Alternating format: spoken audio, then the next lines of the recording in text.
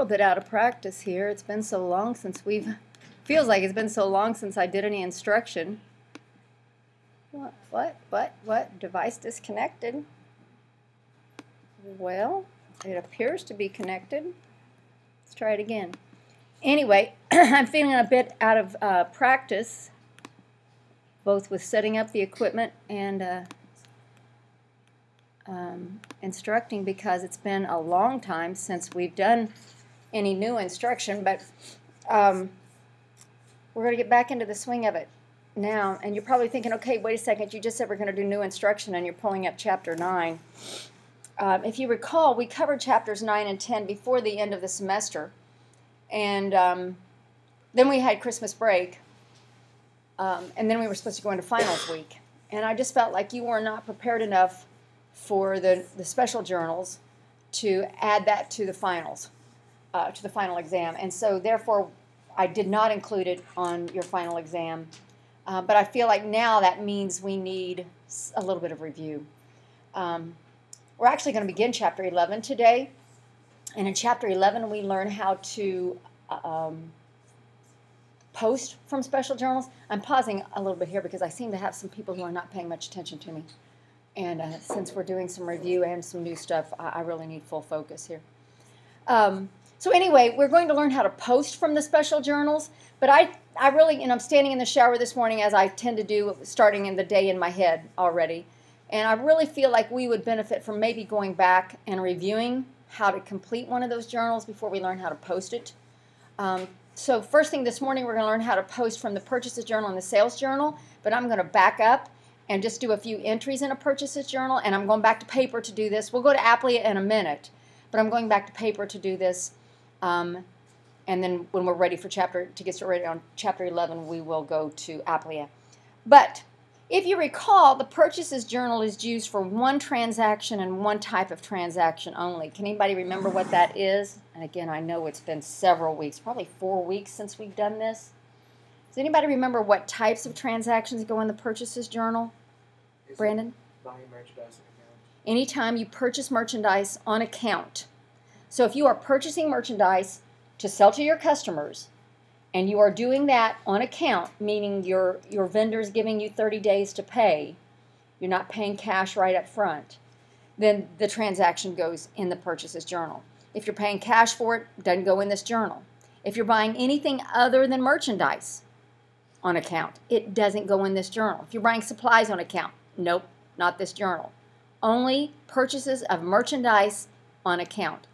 So when we first started the purchases journal, we would have gone to work together 9-1. We did it on Applia, but for the sake of review, I'm going to do it here on paper, because sometimes I think you follow along with me a little bit better on paper than you do on Applia.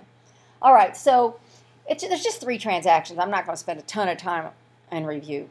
But if you were with me in your textbook on page 241, and you don't have to be, I really just want you paying attention to me. Not so much, I'd like for you not to be staring at those computers. I know that we've taught you that those computers are the end-all be-all at Scottsburg High School.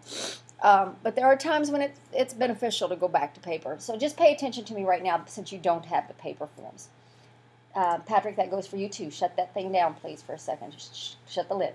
All right, on October the 2nd, this company, Lambert Hardware, purchased merchandise on account from American Tools for $1,230. P116 was the source document. So obviously we always begin with the date, October 2nd. Hang on, I got to do that. I can't write if the paper is perfectly straight. I apologize for making you dizzy out there.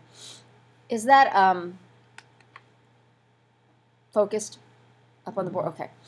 All right, so if we purchase merchandise on account from American Tools, Pardon the interruption. We need Nick Banner, Tyler Hargrave, and Logan Barter to report to the office, please. Nick Banner, Tyler Hargrave, Logan Barter, report to the office.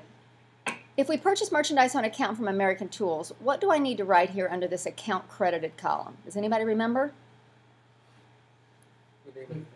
The name of the vendor, American Tools.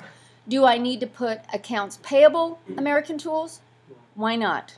You're telling me no, I do not need accounts payable, but why not? Because it's a special journal and it already has that controlling account, accounts payable, out here in this special column. So all I need to put here is the vendor, American Tools. And then my source document was purchase number 116, purchase invoice number 116. I do not need to put a P there. The 116 is sufficient because all of the source documents in this journal are purchase invoices. So the 116 alone will suffice. And then the amount was $1,230. Now that $1,230 represents a debit to the cost account purchases, a credit to the controlling account accounts payable, and then of course a credit to the subsidiary account American Tools. And what we're going to learn here in a few minutes is how to post these subsidiary accounts. The next one is purchase merchandise on account from Harris Manufacturing on the 7th, so we would put in the date the 7th. Harris Manufacturing, our vendor would be written in here. I'm going to abbreviate. That purchase invoice was 117, and the amount of that purchase was 480. So using the purchases journal, pretty basic, pretty easy. I think it's the easiest of all the special journals we learned. And one more transaction then on the 11th, purchase merchandise on account from Kiesler Supply. So we would need to put in the date, the vendor name, Kiesler Supply. The invoice number would have to be 118 because they always go in numerical order, and then the amount 780. Now, got a couple questions for you. If we were to have recorded this in the general journal as opposed to a special journal, how many lines in the general journal would have been needed? 2 per transaction. So in total, we would have used up 6 lines. Okay. Let me do this real quick. I'm going to find a general journal in here somewhere.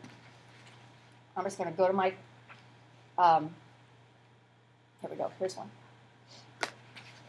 This is a student's workbook. The student dropped the class, chickened out on me, big babies. So if we were using a general journal, and I've just pulled a random general journal out of a workbook, and recording this very first transaction, this is what it would have looked like in the general journal. The date, we would have had to put accounts payable / American Tools. We would have had to write P116 and the amount. And then we would have, whoops, I'm sorry, daggone it. I hate it when I make a mistake first thing out the gate. What did I do wrong there? Yeah, that's a credit. So this should have been, doggone, ignore that. Please excuse my, again, I'm out of practice here. I'm going to drop down and do it here. October 2nd, we should have had a debit to purchases on the first line. P116, 1230, and then a credit to accounts payable, American Tools, for 1230. Now, what the special journal did for us then was allow us, or help us, to condense what was a 2-line entry into a 1-line entry, because it took the 2 accounts, purchases and accounts payable, that are always involved in this type of transaction, and placed it in a special column. Now, so my question to you was, how many lines would this have required in a general journal? Well, every single entry would have required two lines. So we went from 6 lines in the general journal to only 3 lines in the purchases journal. Made things simpler for us. All right, here's my next question for you then. If I were posting these 3 entries from the general journal, how many postings would be required? If I had recorded all 3 of these in the general journal, how many postings would have been required? 6. Alex says 6. Taylor? If I had all 3 of these recorded, 9. Brandon says 9, and Brandon is correct, because we would have to post here to purchases. We would have to split this in half and post here to the accounts payable controlling account, and here to the subsidiary account, American Tools. So that would be 3 postings per transaction, or if I had recorded all 3 of these in the general journal, it would have been 9 postings. And I know how much you all love to post. So the fact that we've reduced this down here to 3 lines should also probably indicate to you that we're going to reduce the number of postings required. And this is what we're going to do. Now I'm going to go to chapter 11 in just a minute and do this, but just let's think it through with me. I will have to post this 1230 to American Tools. I'll have to post the 480 to Harris Manufacturing. And I'll have to post the 780 to Kiesler, so that each of their individual accounts are accurate. I know exactly how much I owe each of those vendors. But there is no reason for me to post 3 separate postings to purchases. What would make more sense? Total the column, and I'll do that real quick. Should have done it already probably. So 1230 plus 480 plus, oh doggone it, plus 780 equals 2490. So rather than me taking 3 individual postings, 3 debits to purchases, there's no reason to do that. The column total would be sufficient, right? And rather than posting 3 separate credits to the controlling account accounts payable, I can just take the column total to the controlling account. So I went from what would have been 9 postings in the general journal for these 3 transactions to how many if I use a special journal.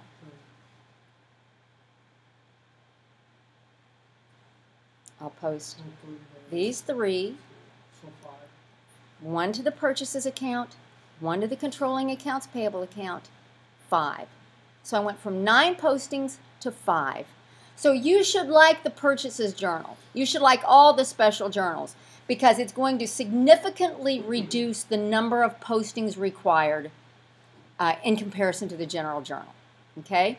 Now, what we're going to do is go to chapter 11 to, oh, I just touched my lip to my tongue.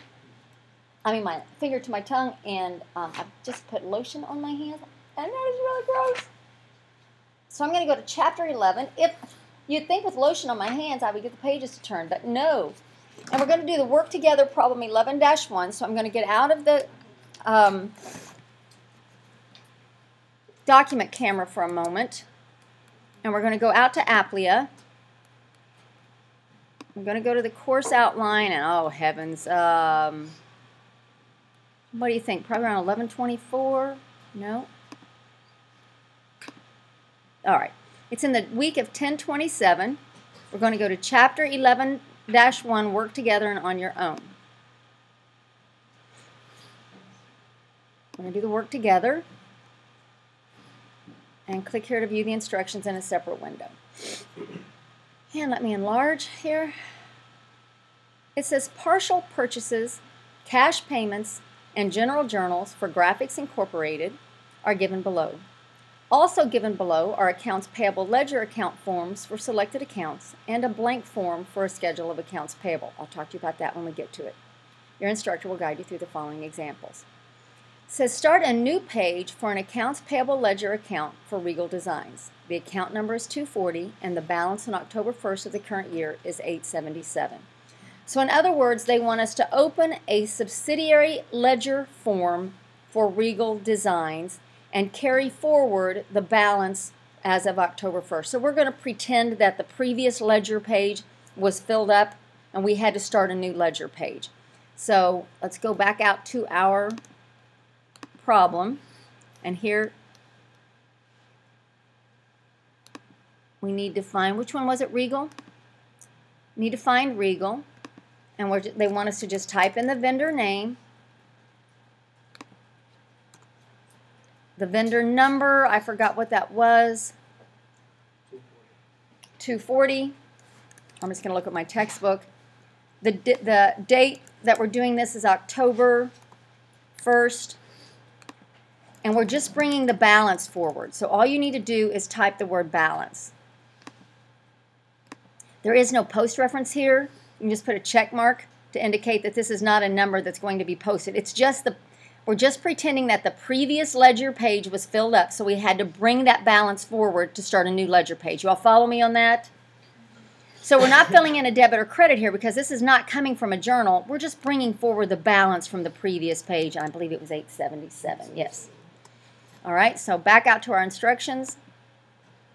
Now, we've done instruction 1. Instruction 2 says, post the accounts payable credit entry on line 7 of the purchases journal to the accounts payable account for Regal Designs. All right, so I'm going back out to the problem, and I'm going to go to the purchases journal, and here we see just a partial journal.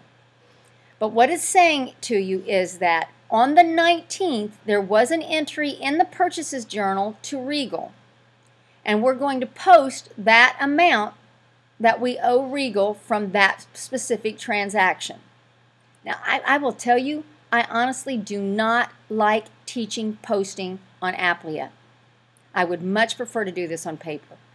But what you need to know here is that this amount is owed to Regal Designs, and we need to get it put in Regal's ledger so that we know exactly how much we owe Regal. So I'm going to come down here and I'm going to bring down that date, the 19th.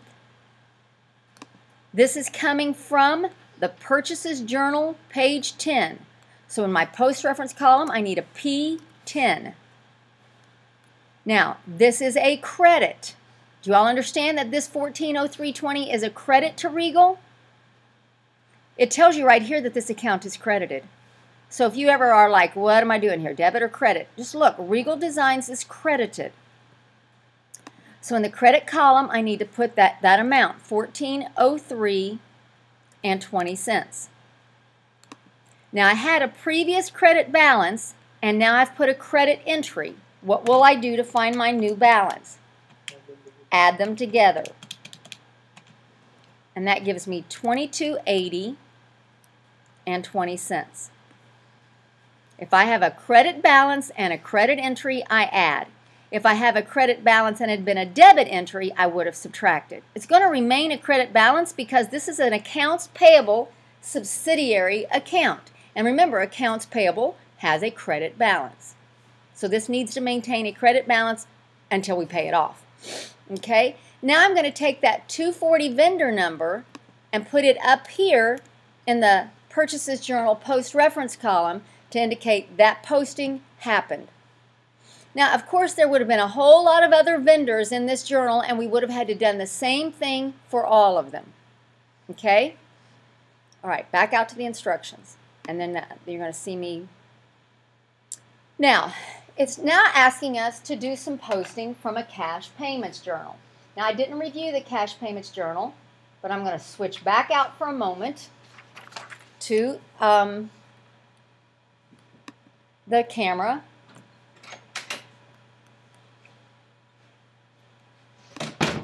Yes, sir.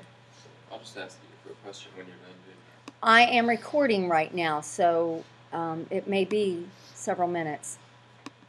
Okay, well, I just have a quick question. Okay, this is going to be on my. This is going to be on my recording. That's going on YouTube.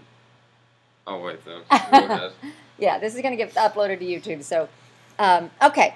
Now, if we were looking at the cash payments journal, if we had been filling in transactions in the cash payments journal, obviously there are going to be times where we pay some of those vendors, right? At some point in time, we might pay Regal or one of our other vendors.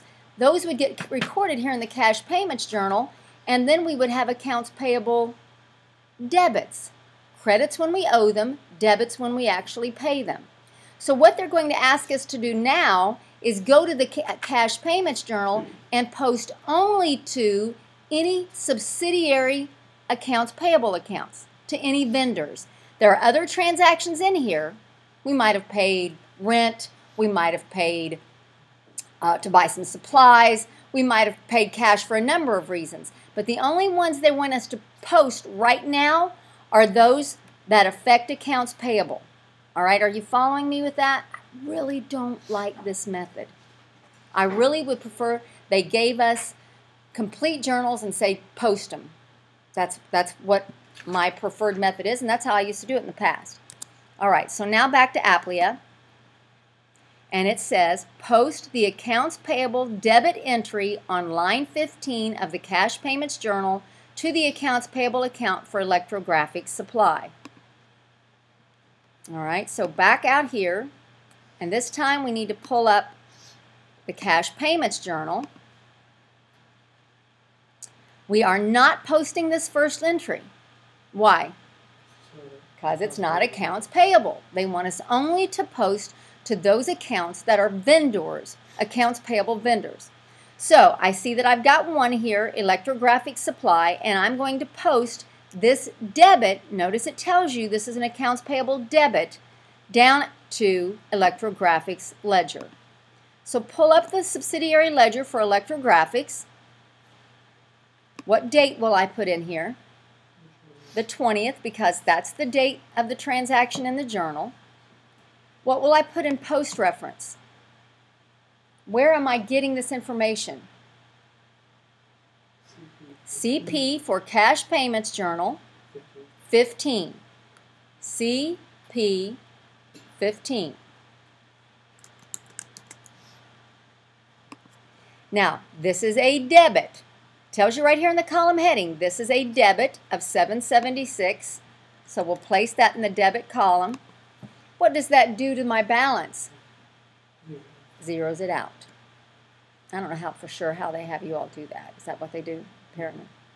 And then I'll have to take this vendor number 230 back up to my post reference column to indicate that I did take that information to the subsidiary ledger for electrographics. Okay, you follow that? Now, in reality, we would have had to post to all of the accounts in the cash payments journal, not just this one. And that's why I find this a bit unrealistic. But right now, they are asking you to focus on just accounts payable subsidiary accounts. We're not even dealing with the controlling account right now. All right, back to the instructions. Instruction number 4. Post the credit entry on line 5 of the general journal to the accounts payable account for electrographic supply. Post the debit entry on line 6 of the general journal to the accounts payable account for arts and things. Obviously, there are times that those subsidiary vendors can also be found in the general journal. So let's pull up the general journal here. And we'll see, and remember, we're only posting to accounts payable accounts. So I see an accounts receivable there. No, I'm ignoring that for right now. But here's an accounts payable entry affecting electrographic supply. They want us to post that to electrographics. So here we go. We're going to post this 2544 credit down here to electrographics. There we go. So here's my electrographic subsidiary ledger account. What do I put as my date? The 26th, that's the date here in the journal. What do I put as post reference? Where am I getting this information? G11.